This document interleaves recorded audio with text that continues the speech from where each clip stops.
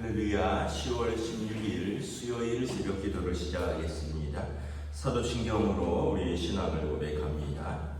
나는 전능하신 아버지 하나님 천지의 창조주를 믿습니다. 나는 그의 유일하신 아들 우리 주 예수 그리스도를 믿습니다. 그는 성령으로 잉태되어 동정녀 마리아에게서 나시고 본디오 빌라도에게 고난을 받아 십자가에 못 박혀 죽으시고 장사된 지 사흘 만에 죽은 자 가운데서 다시 살아나셨으며 하늘에 오르시어 전능하신 아버지 하나님 우편에 앉아 계시다가 거기로부터 살아있는 자와 죽은 자를 심판하러 오십니다. 나는 성령을 믿으며 거룩한 공교회와 성도의 교제와 죄를 용서받는 것과 몸의 부활과 영생을 믿습니다. 아멘. 찬송가 276장 찬양하시겠습니다. 찬송가 276장입니다.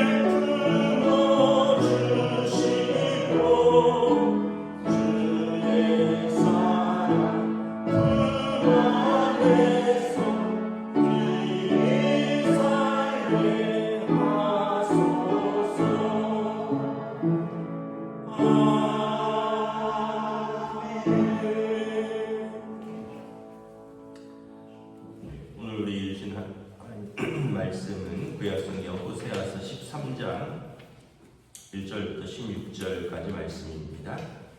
구약성경 호세아서 13장 1절부터 16절까지 말씀입니다.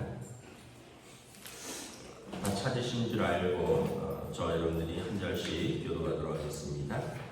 에브라임이 말을 하면 사람들이 떨어도다. 그가 이스라엘 중에서 자기를 높이더니 바알로 말미암아 범죄함으로 망하였도다. 그늘 이제 그들은 더욱 범죄하여 그 끈으로 자기를 위하여 우상을 부어들되 자기의 정교함을 따라 우상을 만들었으며 그것은 다 은장색이 만든 것이거늘 그들은 그것에 대하여 말하기를 제사를 드리는 자는 송아지의 입을 맞출 것이라 하더라.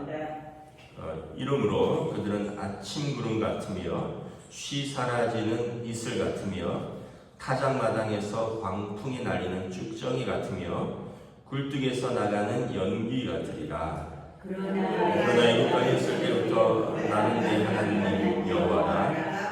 나밖에 내가 다른 신을 알지 말 것이라. 나 외에는 구원자가 없느니라. 내가 광야 마른 땅에서 너를 알았거늘 그들이 먹여준 대로 배가 불렀고 배가 부르니 그들의 마음이 교만하여 이로 말미암아 나를 잊었느니라. 그러므로 내가 그들에게 사자 같고 길가에서 기다리는 표범 같으니라. 내가 새끼 잃은 곰같이 그들을 만나 그의 염통 거풀을 찢고 거기서 암사같이 그들을 삼키리라. 들짐승이 그들을 찢으리라. 이스라엘아, 내가 패망하였나니 이는 너를 도와주는 나를 대적함이니라. 전에 내가 이르기를 내게 왕과 지도자들을 주소서 하였느니라. 내 모든 성읍에서 너를 구원할 자 곧 내 왕이 이제 어디 있으며 내 재판장들이 어디 있느냐. 내가 분노함으로 내게 왕을 주고 진노함으로 패하였노라. 에브라임의 뿌리가 봉함되었고 그 죄가 저장되었나니 해산하는 여인의 어려움이 그에게 임하리라. 그는 지혜 없는 자식이로다.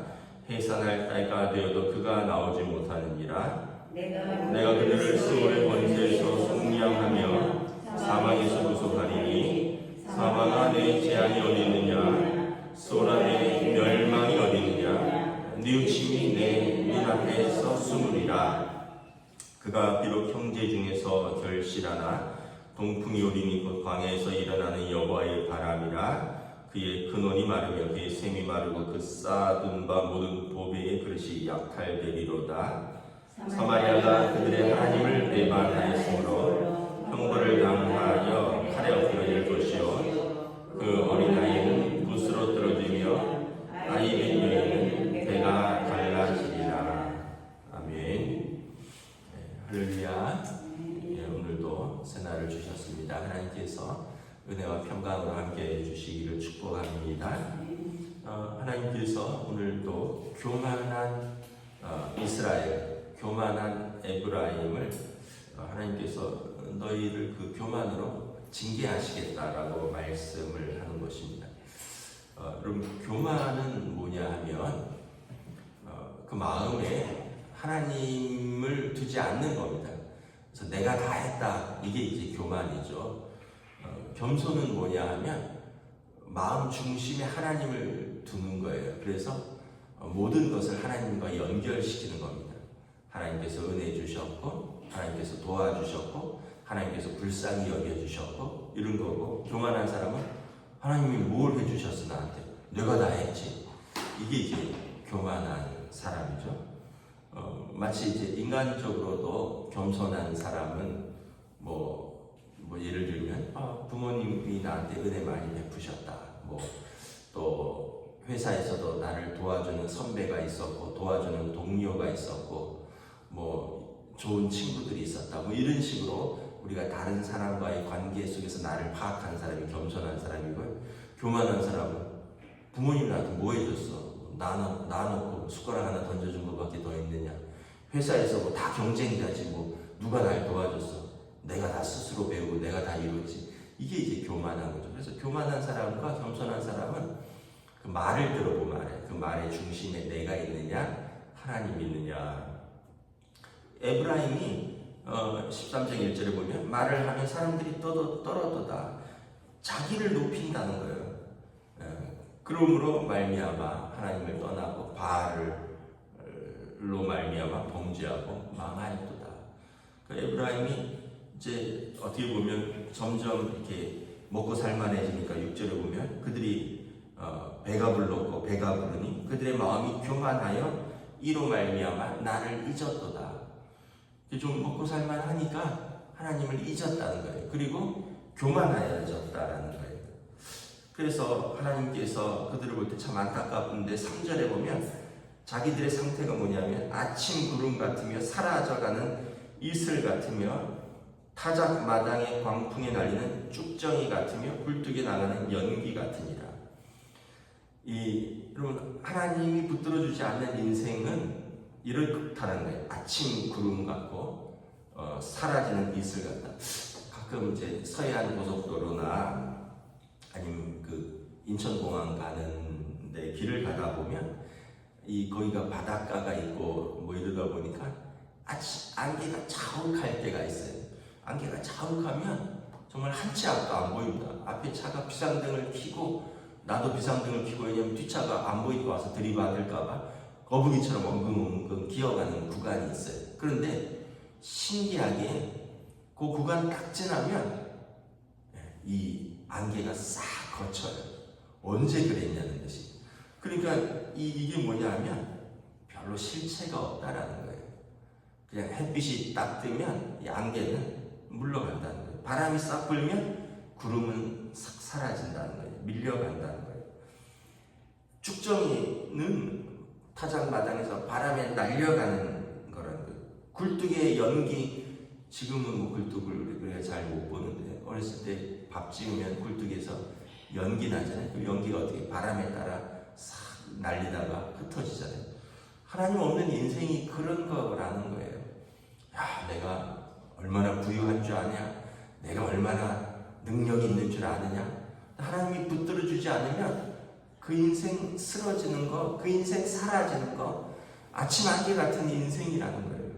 우리 인생이 100년도 안 되는 인생, 뭐 그렇게 자랑할 게 있고, 뭘 그렇게 그걸 붙들고 살 거라고, 영원한 하나님 나라를 생각하지 않고 이 땅이 전부라고 생각하면서 살아가면 오늘 북이스라엘과 에브라임 같다는 거예요. 자기를 자랑하고 자기를 높이고 배가 부르고 배가 부르니 그들의 마음이 높아져서 하나님을 잊어버리고, 그런데 정작 그 인생은 아침 이슬 같은 인생이라는 겁니다. 여러분 이렇게 참 보면 저희 동기들이 250명인데 지금 이렇게 이제 뭐 이렇게 여러 가지 이렇게 1년에 한 번씩 조사를 해서 연락처 보내고 어디서 시무하고 이런 거 보내거든요. 근데 이렇게 보면 한 10명 정도가 사망했어요. 250명 중에 저희 동기가 10명 정도가. 그러니까 제 나이보다 좀 어린 사람도 있고 저보다 조금 많은 사람도 있고, 제가 평균이거든요. 30살에 신학교 들어갔는데. 근데 제 앞뒤로 5살 어린 사람도 있고 5살 많은 사람도 있고, 벌써 10명 정도가 죽었는데 이유는 암 걸려 죽은 사람, 심장마비 걸려 죽은 사람, 교통사고로 죽은 사람. 그래서 참, 그리고 이게 나이도 뭐 30대 중반에 사망한 사람, 뭐 최근에 사망한 사람, 이렇게 다양하더라고요. 그러면서 옛날에 같이 공부했던 게 떠올랐어요. 같이 공부했을 때 그 광장에서 같이 신학적인 이야기를 나누고, 또 뭐 같이 밥을 먹고 같이 축구를 하고 같이 탁구를 치고 같이 뭐 공부하면서 소그룹으로 막 스터디를 하고 논쟁을 하고 뭐 이런 것들이 생각났는데, 그 중에 어떤 사람들은 10명이나 돌아가신 분도 있다라는 걸 생각하니까 참 마음이, 젊은 우리도 그런데 마음이 참 씁쓸하더라고요. 그런데 제가 이렇게 신방을 하면서 어른들 이야기를 들으니까 어른들은 충격이 대단하시겠더라고요. 올해 만내 친구들이 몇 명이 떠나갔어, 이런 이야기들을 많이 하시더라고요. 그런 걸 보면 우리 인생이 참 어떤 면에서 보면 연약하고 한계가 분명한 존재다라는 걸 깨닫습니다. 근데 아까도 말씀드렸지만 다 젊었을 때는 다 열심도 있었고 다 자기 주장도 있었고 또 다 멋있었고 다 예뻤고 다 뭔가 할 것 같고 그런 사람들이었어요. 그래서 중요한 건 뭐냐면 하나님이 언제 부르시냐가 아니라 언제 부르시더라도 내가 하나님 앞에 설 수 있을 준비가 되느냐. 교만한 사람은 하나님 앞에 섰을 때 심판이 있다라는 거예요. 여기 말씀처럼 배가 부르고 배가 불러서 마음이 교만해지고 하나님을 잊고 자기를 높이는 사람은 하나님 앞에 섰을 때, 하나님이 부르셨을 때 그에게는 심판이 있다. 근데 하나님 앞에 자기를 낮추고 겸손하게 하나님 앞에서 믿음으로 살았던 사람은 하나님이 언제 부르든지 간에 그는 하나님의 은혜와 긍휼이 있는 삶이다라는 거예요. 결국은 이 자기를 높이고 배가 부르고 하나님을 잊고 교만한 사람들은 어떻게 되느냐? 15절에 보면 동풍이 오리라. 동풍은 동쪽에서 부는 바람이죠. 이스라엘의 동쪽은 메소포타미아 쪽입니다. 거기에 뭐가 있느냐? 사막에서 부는 바람이 있죠. 서쪽은 지중해고요. 사막에서 부는 메마른 바람을 의미하는데 이거는 비유입니다. 아시리아랑 바벨론이라는 동쪽에서 부는 바람이 일어나는데 하나님의 바람이라는 거예요. 하나님의 징계라는 거예요. 그의 근원이 마르며 그의 샘이 마르고 그 쌓아둔 바 모든 보배의 그릇이 약탈되리로다. 그렇게 자랑하는 거 그냥 동풍이 불매 다 날아가 버린다는 거예요. 샘의 근원이 마르고요. 광야에서 부는 바람에 샘이 말라버리고 쌓아둔 그릇들이 약탈되고 결국은 16절에 보면 사마리아는 북이스라엘의 수도거든요. 하나님을 배반하였으니 형벌을 당하여 이제 동쪽에서 아시리아나 바벨론이 전쟁을 일으키거든요. 전쟁이 일어나니 그 땅에 칼에 사람들이 엎드러질 것이요 어린아이들은 어른들도 칼에 엎드러지는데 부스러뜨리며 아이된 여인은 배가 갈라지리라. 아주 비참한 현실을 맞이할 것이다. 하나님의 심판이 너에게 임박했다라는 거예요. 결론은 뭐냐면 회개하라는 거예요. 겸손히 하나님께 은혜를 구하라는 거예요. 아침 안개 같은 인생 자랑할 게 뭐 있느냐? 하나님의 은혜를 구하고 하나님의 긍휼을 구해야지. 나 그거 자랑하다가 하나님의 심판이 임박했을 때 어떻게 감당하려고 하느냐 말씀을 하는 것입니다. 오늘 저와 여러분에게 동일하게 주시는 말씀인 줄 믿습니다. 건강 자랑하다가 한 방에 훅 갈 수 있어요. 여러분 재물 자랑하다가 손에 든 모래처럼 싹 사라지는 것들도 봐요. 결국은 우리가 뭘 자랑해야 되느냐? 하나님 앞에서 우리는 믿음을 자랑해요. 사도 바울처럼 내가 이전에 자랑하던 걸 다 버렸습니다. 그리스도 외에는 나는 다른 것들은 다 오물처럼 여깁니다. 나는 오직 예수만 자랑하겠습니다. 왜냐하면 내가 그리스도 안에서 새로운 피조물이 되었기 때문입니다. 저와 여러분들의 자랑이, 우리의 자랑이 예수님 되시기를 주님의 이름으로 축복합니다. 기도하겠습니다. 하나님 은혜를 감사합니다. 북이스라엘이 참으로 부유하고 강하고 그래서 그가 말하면 주변의 나라들이 떨 때가 있었습니다. 그들이 풍요로워서 배가 부르고 불러서 참으로 그들이 하나님이 언제 나를 도와주셨느냐, 우리가 풍요롭게 농사를 잘 지었고 우리가 부강해서 주변 나라들이 우리를 얕보지 못하는 것이다 자랑할 때가 있었습니다. 그러나 그들은 아침 안개와 같고 굴뚝에서 바람에 흩날리는 연기 같은 인생이라, 바람 부는데 쭉정이처럼 날리는 열매 없는 인생이 될 것이다. 하나님께서 심판하실 때 동쪽에서 바람이 불리니 아시리아와 바벨론에 의해서 자기들이 자랑하는 것들 다 탈취당하고 메마르게 될 것이다. 하나님의 심판을 호세아 선지자는 이야기하고 있습니다. 그러므로 호세아 선지자가 말씀하는 것은 너희가 하나님 앞에 겸손히 하나님을 찾고 구하고 하나님 앞에 회개하라는 것입니다.